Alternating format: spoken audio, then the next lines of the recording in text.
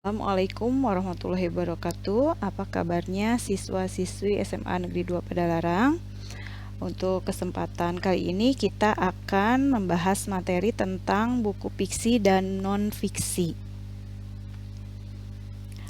Mungkin kalian senang dengan buku karena dengan membaca buku dapat menjaga otak agar bisa tetap aktif sehingga dapat melakukan fungsinya secara baik dan benar. Nah, menurut beberapa penelitian telah menunjukkan bahwa dengan membaca buku dapat merangsang mental, bahkan dapat mencegah penyakit dari lupa. Nah, oleh karena itu banyak-banyaklah untuk membaca buku. Nah, buku banyak sekali macam dan perbedaannya ya. Kalian penggemar buku genre apa nih? Novel, cerpen, biografi, dongeng, atau esai? Tahukah kamu buku itu memiliki dua jenis, yaitu buku fiksi dan juga buku non-fiksi.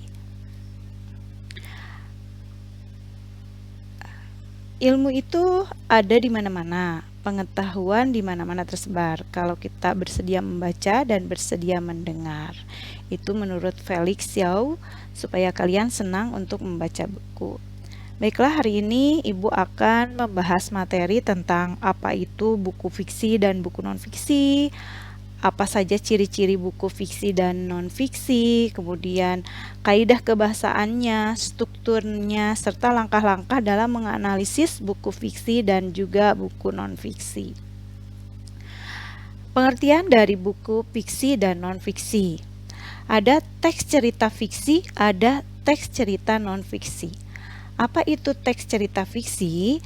Jadi teks cerita fiksi itu adalah suatu karya sastra yang berisi cerita rekaan yang didasari imajinasi pengarangnya, bukan kejadian nyata dan hanya berdasarkan angan-angan fantasi pengarang. Intinya, kalau buku fiksi itu adalah buku yang bercerita rekaan, jadi hanya imajinasi saja.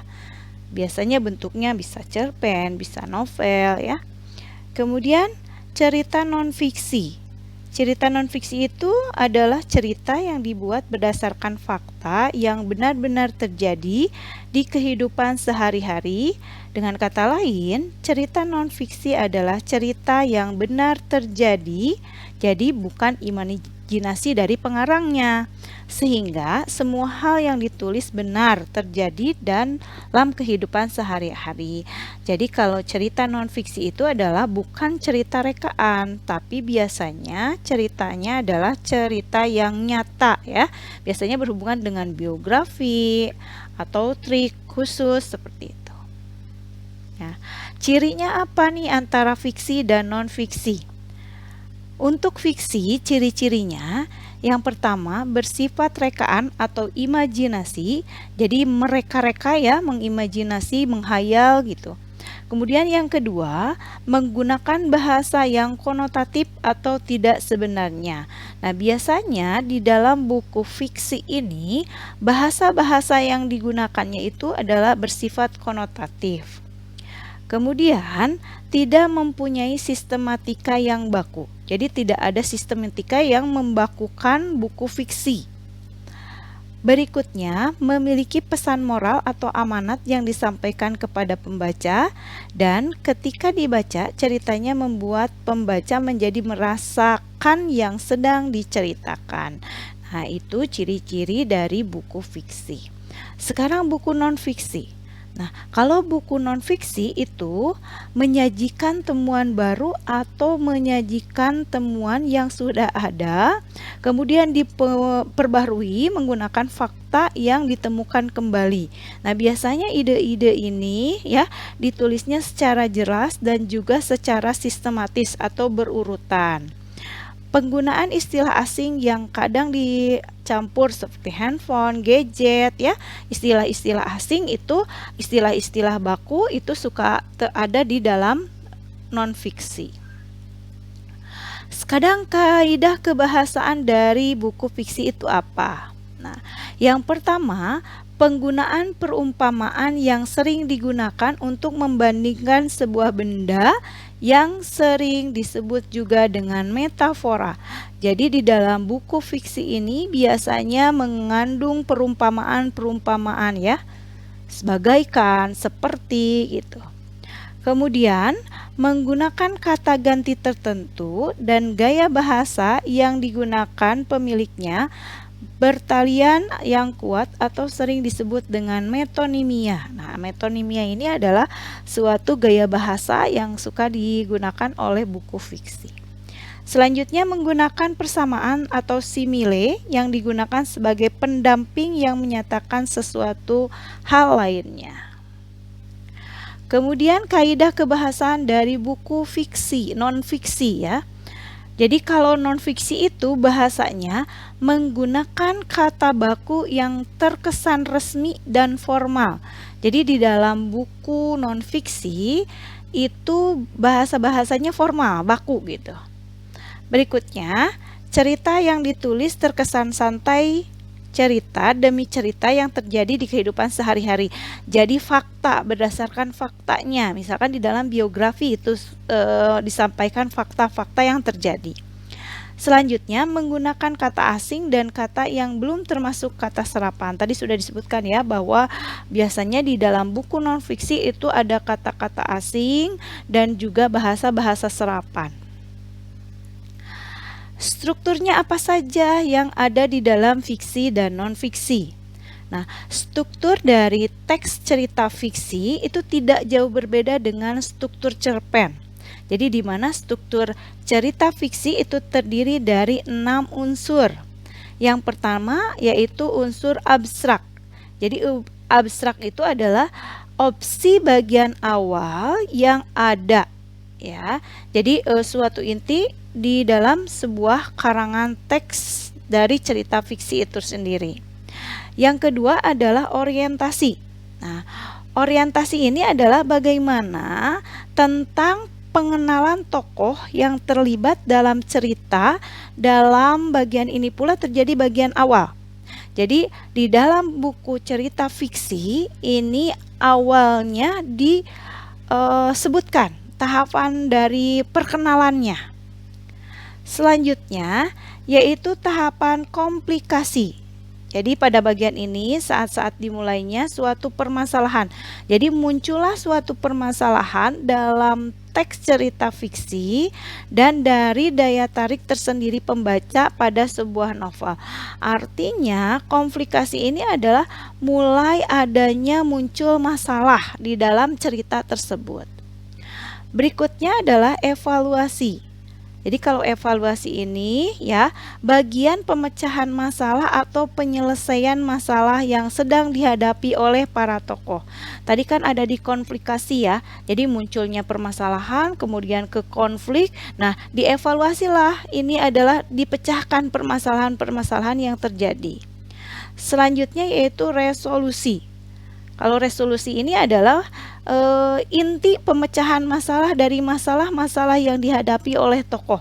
Jadi akhir dari cerita masalah ini bagaimana akhirnya? Gitu.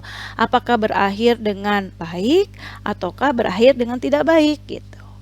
Selanjutnya yaitu koda atau reorientasi. Nah, kalau reorientasi ini adalah akhir cerita yang berisi kesimpulan suatu cerita dan menjadi penutup yang berisi amanat dan pesan moral yang dapat dipetik atau diteladani dari teks cerita fiksi.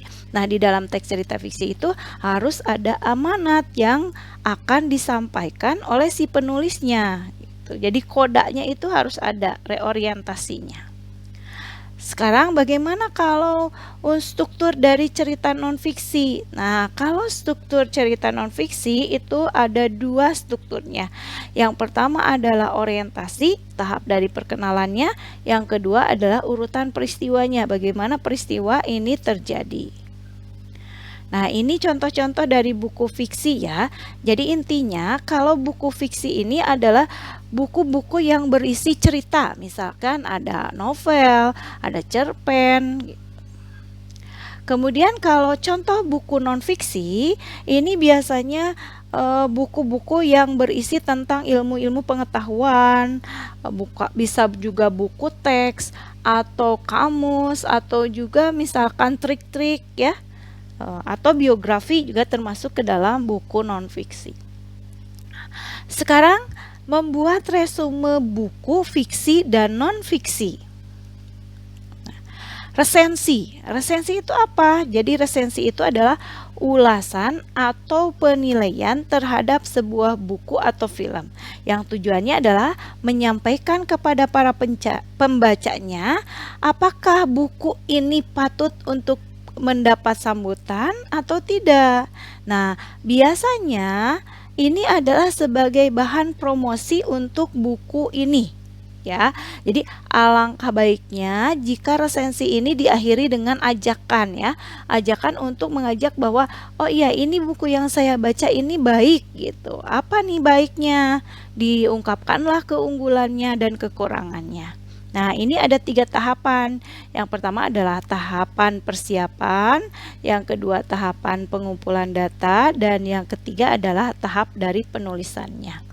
Nah, yang harus ada di unsur-unsur resensi ini adalah yang pertama identitas dari bukunya. Identitas itu terdiri dari judul, pengarangnya, penerbitnya, kota terbit, ketebalan dari halamannya, gambar sampulnya seperti apa, harganya berapa gitu ya. Intinya adalah mengidentifikasi dari buku yang dibaca.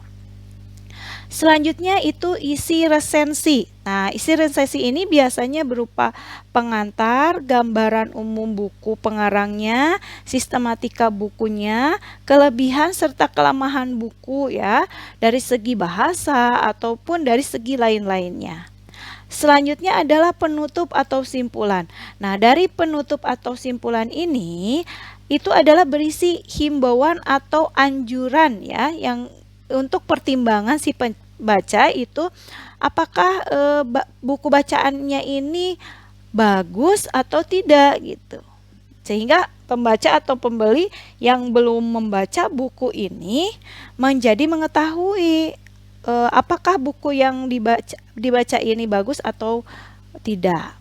Nah, ini contoh untuk membuat resume dari bukunya. Ya, jadi yang pertama dilakukan adalah nanti kalian tuliskan nama, kemudian kelasnya ya, dan unsur-unsur dari buku tersebut. Unsur-unsurnya tadi sudah disebutkan ya. Sekarang tugasnya adalah silahkan kalian baca satu buah buku, boleh dipilih ya, boleh buku fiksi atau buku non-fiksi. Jadi hanya satu buku saja yang akan diresensi. Jadi kalian pilih saja mau buku fiksi atau buku non-fiksi. Yang kedua, selanjutnya buat resume sesuai dengan unsur-unsur yang harus ada dalam resensi. Tadi sudah disebutkan bahwa unsur-unsur yang harus ada di dalam resensi itu apa saja. Selanjutnya yang ketiga adalah share di media sosial kalian. Kemudian jangan lupa berikan hashtag Semandua Padalarang, Candaka Semandua Padalarang, dan juga nama ibu ya. Berikutnya tambahkan juga foto kalian bersama buku yang kalian baca supaya ibu tahu kalian itu sedang meresensi buku apa. Selanjutnya SS-kan juga di GCR-nya ya.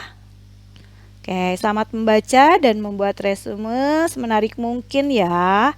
Mudah-mudahan ini sebagai salah satu bentuk atau trik bahwa kalian mau membaca.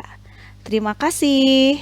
Sampai bertemu lagi. Assalamualaikum warahmatullahi wabarakatuh.